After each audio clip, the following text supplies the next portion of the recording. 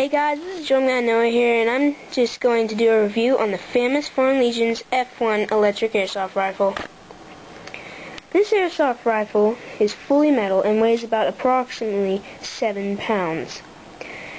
The magazine that it has holds approximately up to 400 BBs.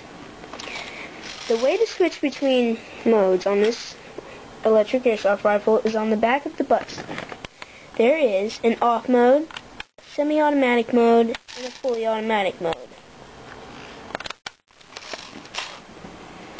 Also, if you are in any situation or any airsoft floor with your friends, you have the ability with this gun to have a bipod stand, so your gun can be up and you are down and amongst the bushes protected.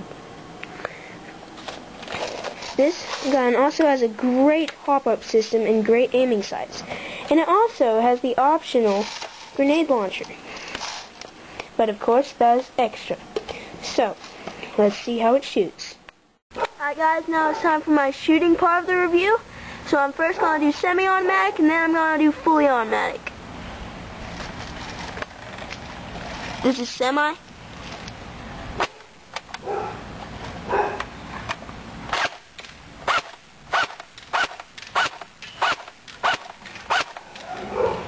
And this is fully.